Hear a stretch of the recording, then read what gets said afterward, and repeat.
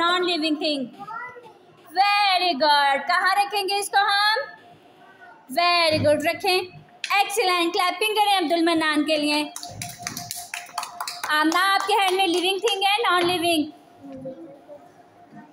Living thing. कहाँ रखेंगे इसको हम? Very good. ईसा, आपके हैंड में लिविंग थिंग है या नॉन लिविंग? Very good. इसको कहाँ रखेंगे हम?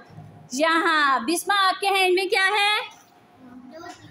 Non living things. कहाँ रखेंगे हम इसको? यहाँ। Very good.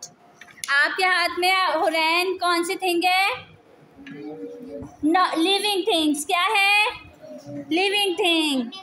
Living thing. तो हम कहाँ रखेंगे इसको? यहाँ। उर्वा, आपके हैंड में नॉन लिविंग थिंग है। क्या है? Very good. कहाँ रखेंगे इसको हम? Very good. आपके हाथ में अब्दुल्ला कौन सी थिंग है? Living thing. क्या है? कहाँ रखेंगे? Very good. जन्नत, आपके हाथ में कौन सी थिंग है?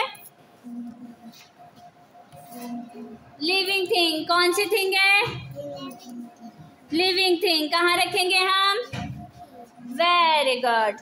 आपके हाथ में वेरी गुड लिविंग थिंग है। अब आपके हैंड में smile, very good living thing.